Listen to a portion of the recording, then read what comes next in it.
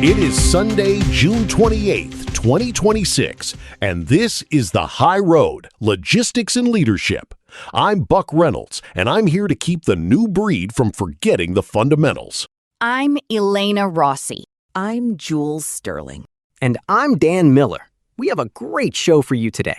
Now, before we dive in, we spent yesterday talking about that spot rate surge and the absolute chaos surrounding the Bosch CEO's exit. But today, we're shifting gears to some serious infrastructure wins and a pretty brutal wake-up call on compliance. Right? I mean, we're starting with this whole super corridor vibe happening down in Texas. I'm talking about the Port of Brownsville. They just officially wrapped up that ship channel deepening project. Finally. Right. So according to the port's own reports, they pushed the main channel from 42 to 52 feet. That's a 10-foot difference. But in maritime terms, it's a total game changer because they can now handle Suezmax-class tankers. 10 feet sounds like a lot, but the thing is, you're talking about thousands of tons of extra cargo per ship. Here's the deal. If you can't get the ship in, the trucks don't move. Exactly. And it's not just the water. You see, there's this $500 million battery materials facility going up at the Tex America Center. It's not just cheap labor in Mexico anymore. It's a full-blown industrial ecosystem. Exactly. And Palmer Holland is moving aggressively into the Mexican interior to support it. It's sort of like the logistics map is being redrawn in real time, right? It's a total power play. If you're not positioned in that South Texas corridor right now, you're basically playing checkers while the big boys are playing chess. I just hope they're building enough lanes for the actual trucks to get through, because a deep port is useless if the border is a parking lot. Speaking of parking lots, let's talk about the kind of place you really don't want to spend time. Federal prison. We've got a case that should make every freight forwarding manager in the country sweat. Natalia Mazzolina, a regional manager for Delex Air Cargo, was just sentenced to 18 months in prison. Wait, 18 months? For what?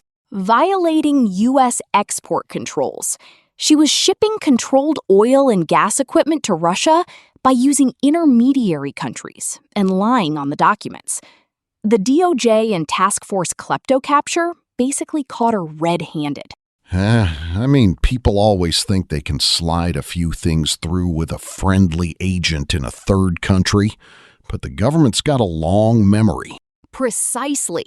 And the scary part is the personal liability. She didn't just get a corporate fine. She's going to a cell. The court in Brooklyn made it very clear that I was just doing my job isn't a legal defense when you're bypassing sanctions. Look, the bottom line is that compliance isn't a back-office chore anymore. It's a national security issue. If you're managing high-value exports, you better have your docks locked down tight. It's a tough pill to swallow, but it's a reality check for the whole industry, right? Well, this is where my blood starts to boil. Let's talk about telematics. We've all known the insurance companies wanted more data, but Progressive just took it to a whole new level with their Smart Haul program. Oh, here we go. No, listen. As of yesterday, if you're a small fleet under 10 power units, you can't just opt in for a discount anymore. Progressive is making API-level telematics mandatory for new policies. Actually, Buck, from a risk management perspective, this is a logical evolution. They want real-time data on G-force events and lane departures. My thing is, it's an invasion of privacy. They're requiring specific hardware from Samsara or Motive. If your data stream drops for more than 48 hours, they slap you with a 15% risk surcharge. But you see, that's how you identify the high-risk drivers before they cause $1 million claim. It's about precision, not privacy. Precision? Ha! It's a leash. I'm telling you, we're turning drivers into data points. These silicon drivers in the home office think they can smell a failing wheel bearing through a dashboard. They don't need to smell it if the sensor tells them the axle is overheating. Yeah, until the sensor bricks in a blizzard. Okay, let's take a breath. Before we move on, a quick note from our sponsor. Strategic logistics requires world-class engineering. This show is powered by the stack developed by Eric Christensen at Neural Network Media. Support the architect behind the code. Visit our Patreon at patreon.com/neuralnetworkmedia for a free trial and access to our daily briefing PDF. All right, shifting to the money side of things. If you're in California and you've been eyeing a Tesla Semi, the math just got weird. Weird how?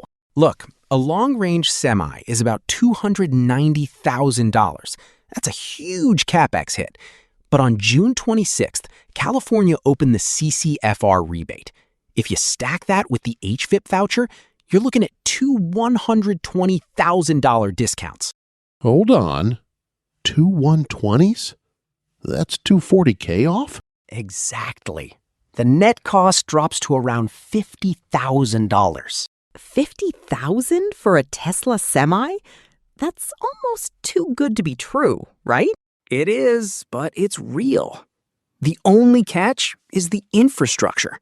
You can buy the truck for $50,000, but if you can't charge it, you've just bought a very expensive paperweight. Exactly my point. I'll stick to diesel until the charging grid actually exists in the Midwest. Fair enough. But while Buck's sticking to the old ways, Prime Inc. is fighting the new ways. They filed a massive federal lawsuit against the IRS to reclaim millions in fuel taxes for reefer units. Now that is a move I can get behind. If they win, it opens the floodgates for every refrigerated carrier in the country to get their money back. It's sort of a high-stakes gamble, but the potential payout is huge. Which brings us to the regulatory hammer. The FMCSA is officially moving to a less paper, more enforcement model. They finalized the MODIS system to kill off chameleon carriers. The ones who just change their name and address after a crash? Exactly. MODIS links shared phone numbers and addresses at the point of registration. No more hiding. And they've eliminated CDL violation self-reporting. They just pull the data automatically now. Well, for once, I'm with the DOT. If you're a fraud, you shouldn't be on the road. Right. But the real nightmare is the cargo theft epidemic. We're talking a $35 billion annual problem. Organized crime has scaled this into a corporate-level operation. $35 billion? Wow. It's staggering. And with the Supreme Court dismantling the regulatory shield for brokers, you can now be held liable for negligence if you don't use the new CAVRA vetting standards. Bottom line, if you hire a thief and your cargo vanishes, you're not just losing the load, you're losing the lawsuit. Now it's time for the week ahead, our Sunday segment where we look at the upcoming market moves and the chessboard for the next few days. Look, it's a short week because of the July 4th holiday, but Wednesday is the day that matters.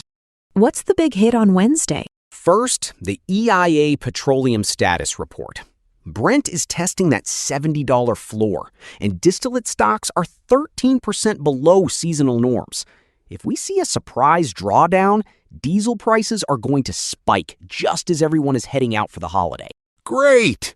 Just what the owner-operators need. Another price hike at the pump. Exactly.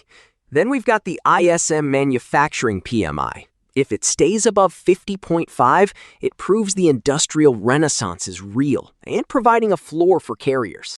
And what about the rail side? That's my watch list pick. I'm watching the STB docket for the Union Pacific and Norfolk Southern merger. Expect a wave of opposition from the smaller Class 1s this week. This isn't just a railroad story. It's a complete remapping of how freight moves across the continent. That's the week ahead for this week.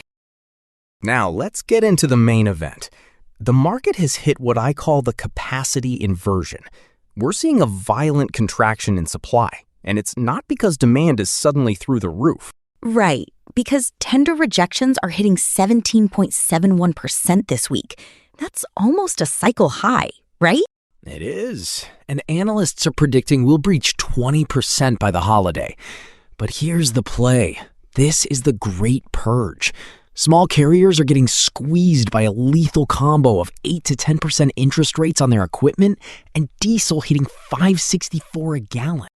I've been saying this. You can't run a business when your break-even is $2.25 a mile and the broker's taking 3 weeks to pay you. It's a liquidity crisis. The FMCSA reported an 11% decline in active authorities. The supply is vanishing because the small guys simply can't afford to exist anymore. So the rates are going up, but it's not because of growth? It's because there's nobody left to take the load? Exactly. It's a fake recovery. It's shrinking into profitability, as Jules would say. And then you've got the USPS. They're basically a walking corpse at this point. They're claiming their cash crisis is delayed until 2031, but they're still begging for federal subsidies. It's a systemic failure. When the largest logistics entity in the world is staring at a financial cliff, it sends a ripple through the entire last-mile ecosystem. Bottom line is, we're in a market where the cost of doing business is outstripping the revenue for everyone except the top 5% of carriers. If you aren't optimized, you're extinct. That does it for us today. We've covered everything from deep ports in Texas to the death of the small carrier. Keep your eyes on the road and your logs clean, folks. Bye. Later. Peace out. I'm going back to my roses.